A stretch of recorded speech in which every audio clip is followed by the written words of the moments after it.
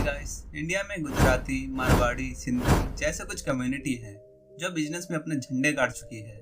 इस वीडियो में हम मोहनीश पबराई की बुक द धंधो इन्वेस्टर से जानते हैं कि इस कम्युनिटी के पास ऐसा कौन सा फॉर्मूला है जो बिजनेस में उन्हें इतना रिच बना देता है। आपने स्टॉक मार्केट में सुना ही होगा कि अगर हायर रिटर्न्स चाहिए तो आपको हाई रिस्क लेना ही पड़ेगा, लेकिन गुजराती कुछ अलग सोचते हैं। उन्हें तलाश होती है कुछ ऐसी अपॉर्चुनिटी वाले बिजनेस की जिसमें अगर वो जीते तो उन्हें फायदा बहुत होता है और अगर वो फेल हो तो उन्हें कुछ ज्यादा नुकसान ना हो। और यही है क्लासिक धंधो स्टाइल। क्या आप जानते हो कि अमेरिका में रहने वाला गुजराती एक एवरेज अमेरिकन से भी ज्यादा कमाता है? अगर हम देखें तो यूएस का सिर्फ 1% पॉपुलेशन ही इंडियन है और इसी 1% में थोड़े से हैं गुजराती पटेल। लेकिन हैरान कर देने वाली बात यह है कि इतने थोड़े लोग ही अमेरिका की 50% से ज्यादा मॉडल बिजनेस के मालिक हैं। तो सबसे पहले जानते हैं कि पटेल अमेरिका पहुंचे कैसे और क्यों उन्होंने मोटल बिजनेस को ही चुना। जैसे ज्यादातर लोग गांव की खेती छोड़कर शहर आते हैं क्योंकि हर जनरेशन के बाद होने वाली जमीन के बंटवारे में बहुत कम या ना के बराबर जमीन बचती है और इसी रीजन से कुछ गुजराती पटेल का ग्रुप बिजनेस करने के लिए युगांडा चला गया और उन्होंने वहाँ बहुत अच्छा बिजनेस किया और अच्छी खासी वेल्थ भी बनाई। लेकिन तभी 1972 में युगांडा में एक डिक्टेटर पावर में आ गया जिसने गुजराती पटेल की तरक्की देख उनकी सारी दौलत छीन ली और उन्हें युगांडा से निकाल दिया। अब इस सिचुएशन में युगांडा से निकाल देने के बाद पटेलों को कोई नई जगह और बिजनेस की तलाश थी। इसलिए कुछ पटेल अपनी बची खुची वेल्थ को लेकर यूके, कनाडा और अमेरिका में जाके सेटल हो गए। पर क्योंकि गुजराती पटेल ज्यादा पढ़े लिखे नहीं थे, इसलिए जब 1973 में वो अमेरिका पहुंचे तो ब्रोकन इंग्लिश के साथ अमेरिका में व्हाइट कॉलर जॉब करना उनके बस की बात नहीं थी। पर तभी अरब के कुछ देशों में कॉन्फ्लिक्ट की वजह से अमेरिका में ऑयल क्राइसिस भी चालू था, जिसकी वजह से पेट्रोल के दाम बहुत बढ़ गए थे। लोगों ने घूमना फिरना और ट्रैवल करना बंद कर दिया था, जिसकी वजह से मोटल बिजनेस यानी हाईवे पर बने 20 से 25 कमरे वाले छोटे होटल्स की हालत काफी खराब थी और बहुत से मोटल ओनर्स अपने मोटल बिजनेस को बेचने लगे थे, जिससे मोटल की प्राइस गिर के काफी सस्ती हो गई थी। और जो मोटल बिजनेस को खरीदना चाहते थे, बैंक उनको 90% लोन दे रही थी। और युगांडा से निकलने के बाद पटेल के पास ना तो बहुत ज्यादा सेविंग थी और ना ही रहने के लिए घर। तो इन गुजराती पटेल ने 90% लोन बैंक से लेकर और अपनी बची खुची सेविंग को डाउन पेमेंट करके मोटल खरीदे।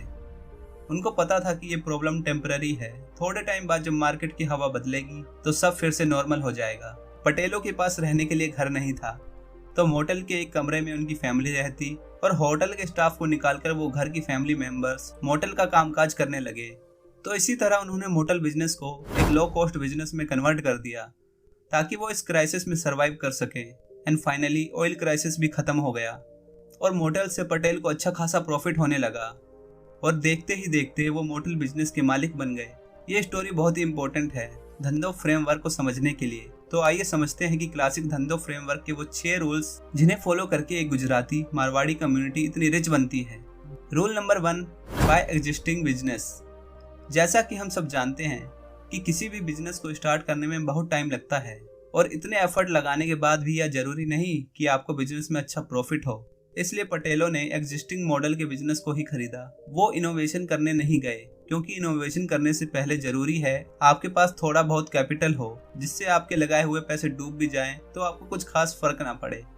यानी नई कंपनी के स्टॉक खरीदने से बेहतर है आप उस कंपनी में इन्वेस्ट करें जो कंपनी सालों से एग्जिस्ट करती हो, जिनकी मार्केट में अच्छी पोजीशन हो और जिनका बिजनेस मॉडल सही तरीके से काम कर रहा हो। Rule number 2, by business with ultra slow rate of change. Warren Buffett कहते हैं कि change is enemy of investment. इसलिए हमें ऐसे बिजनेस में इन्वेस्ट करना चाहिए जिसका रेट ऑफ चेंज बहुत ही स्लो हो। फॉर एग्जाम्पल कोका कोला और मैकडोनल्ड्स। ये कंपनी आज से 20 साल पहले भी थी, आज भी हैं और बहुत ज़्यादा चांसेस है कि आने वाले 20 सालों के बाद भी वो मौजूद होंगे। लेकिन दूसरी तरफ अगर हम बात करें टिकटॉक, फेसबुक, नेटफ्लिक्स जैसी टेक्नोलॉजी कंपनी की, तो उनका कुछ कहा नहीं जा सकता क्योंकि टेक्नोलॉजी कंपनी का रेट ऑफ चेंज बहुत हाई होता है।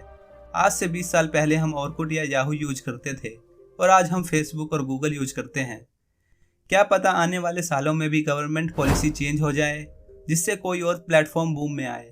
इसलिए अपना कैपिटल उसी कंपनी में इन्वेस्ट करें जिसमें चेंजेस होने के चांसेस ना के बराबर हों, क्योंकि इन्वेस्टमेंट का फर्स्ट रूल है safety of capital. Rule number 3, focus on arbitrage.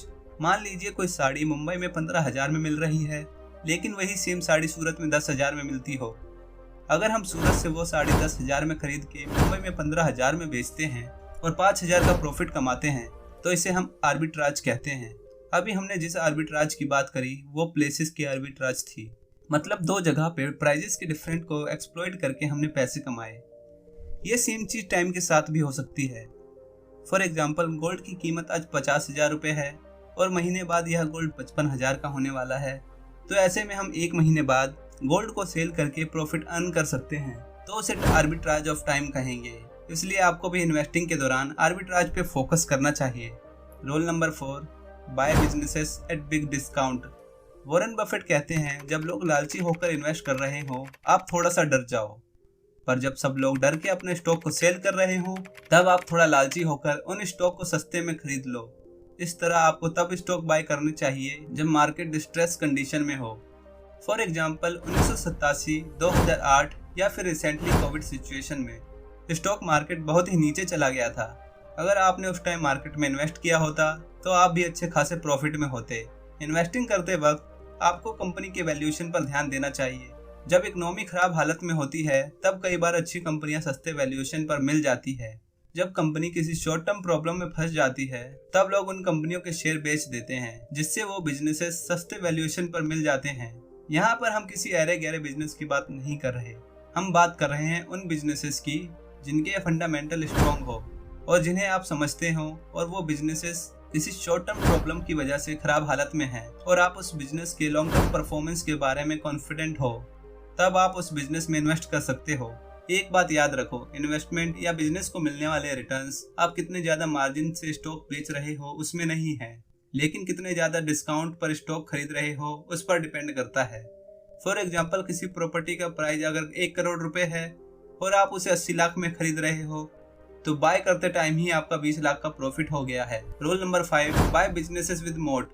अगर आप किसी भी बिजनेस में अपना पैसा लगा रहे हो तो आपको यह पता होना चाहिए कि आपके बिजनेस में वो कौन सी खास बात है जो उसको अपने कॉम्पिटिटर से बेटर बनाती है, जिसे ऑथर मोट कहते हैं। मोट का मतलब किले की बड़ी बड़ी दीवारों के नजदीक बनाई गई खाई, जिससे दुश्मन के अंदर आने के चांसेस ऑलमोस्ट ना के बराबर हो जाएं। बिजनेस में मोट कई तरीके के हो सकते हैं, जैसे कि इंडिया में आप IRCTC जैसा कोई दूसरा रेलवे नेटवर्क नहीं बना सकते, भले ही आपके पास कितने पैसे क्यों ना हो, क्योंकि उसे गवर्नमेंट ने प्रोटेक्ट कर रखा है। एग्जाम्पल के तौर पर आपकी किराना स्टोर है तो कोई भी आके आपके स्टोर के सामने दूसरी स्टोर खोल सकता है, क्योंकि उसमें गवर्नमेंट का कोई कंट्रोल नहीं है। लेकिन अगर आपकी कंपनी सिविल एक्सप्लोसिव माने गोला बारूद बनाती हो तो कोई भी ऐरा गैरा गिरोह के बम बनाने की फैक्ट्री नहीं लगा सकता, क्योंकि गवर्नमेंट ने कुछ ही कंपनियों को इसका लाइसेंस दिया हुआ है और ऑलमोस्ट ना के बराबर ही चांसेस हैं कि वो किसी नई कंपनी को बम बनाने का परमिशन दे। तो एक तरह से गवर्नमेंट कुछ इंडस्ट्रीज को कंपटीशन से बचाती है और मोट की तरह काम करती है। ब्रांड इमेज और डिस्ट्रीब्यूशन नेटवर्क भी एक तरह का मोट ही है।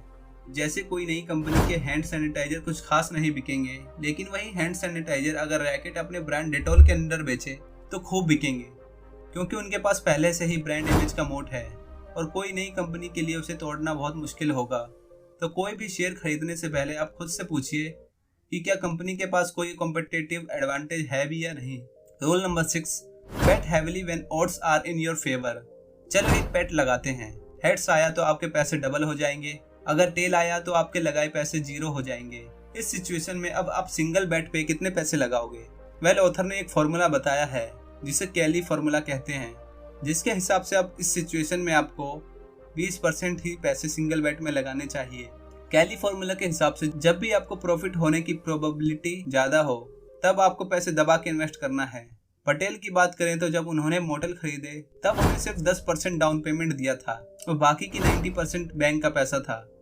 अगर उनका बिजनेस फेल भी हो जाता तो ज्यादा से ज्यादा उनका क्या नुकसान होता, बस उनका थोड़ा सा डाउन पेमेंट ही तो जाता, क्योंकि उसके अलावा उनके पास खोने के लिए कुछ भी था ही नहीं। यानी कि ओड्स टोटली उनके फेवर में थे और ऐसे टाइम में उन्होंने सारे पैसे लगा दिए। और आगे भी जब फिर से रिसेशन आया जैसे कि 9/11, तब उन्होंने सेम प्रिंसिपल यूज करके बहुत इन्वेस्ट किया और कई और मॉडल्स को भी सस्ते में खरीद लिया। यानी कि हर बार डाउन साइड बहुत कम था पर अप साइड बहुत ज्यादा। इन्वेस्टमेंट करते टाइम आपको भी ऐसा ही करना है और तब तक पैसे नहीं लगाने जब तक डील टोटली आपके फेवर में ना हो। इसका मतलब कि जब आपको पता हो कि ये स्टॉक आपको इंट्रिंसिक वैल्यू से बहुत सस्ते में मिल रहा है तब आपको जमकर इन्वेस्ट करना है। यानी कि heads I win, tails I don't lose much. तो चलिए इस बिजनेस के कुछ इंपॉर्टेंट पॉइंट को फिर से रिवाइज करते हैं। फर्स्ट पॉइंट है बाय एग्जिस्टिंग बिजनेस। पहले से ही बने हुए बिजनेस को खरीद लो, जिससे आपको हर चीज शुरू से शुरुआत करना ना पड़े। सेकंड पॉइंट है buy businesses with ultra slow rate of change. उन बिजनेसेस को खरीदो जिनके चेंज ऑफ रेट स्लो हो, जैसे कि कोका कोला और मैकडोनल्ड्स।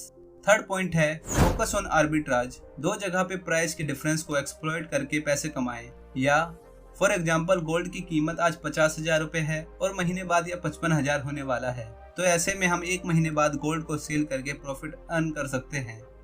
फोर्थ पॉइंट है buy businesses at big discount. Businesses को तब खरीदो जब वो किसी टेम्पररी रीजन से डिस्काउंट प्राइस पे मिल रहे हो। फिफ्थ पॉइंट है बाय बिजनेसेस विद मोट। उन बिजनेसेस को खरीदो जिस बिजनेस के पास कोई मोट हो, उस बिजनेस में एंट्री बैरियर हो, जिससे हर कोई उस बिजनेस को आसानी से नहीं कर सकता हो। सिक्स्थ पॉइंट है bet heavily when odds are in your favour. जब सिचुएशन आपके फेवर में हो तब ज्यादा से ज्यादा इन्वेस्ट करो, जिससे कम रिस्क में ज्यादा प्रॉफिट हो सके। तो ये थे 6 प्रिंसिपल जिन्हें गुजराती और मारवाड़ी फॉलो करके अपनी वेल्थ बढ़ाते हैं। दोस्तों, ये सारी बातें मैंने मोहनीश पाबराई की बुक द धंधो इन्वेस्टर से सीखी है। ये बुक वैल्यू इन्वेस्टर के लिए बहुत अच्छी बुक है। अगर आप एक वैल्यू इन्वेस्टर हो तो इस बुक को जरूर पढ़ें। और अगर ये वीडियो आपको पसंद आती है तो इस वीडियो को लाइक करें, इस चैनल को सब्सक्राइब करके बेल आइकन को ऑल पर सेट करें, ताकि फ्यूचर में आने वाले वीडियोस की नोटिफिकेशन आपको टाइम से मिल सके। धन्यवाद।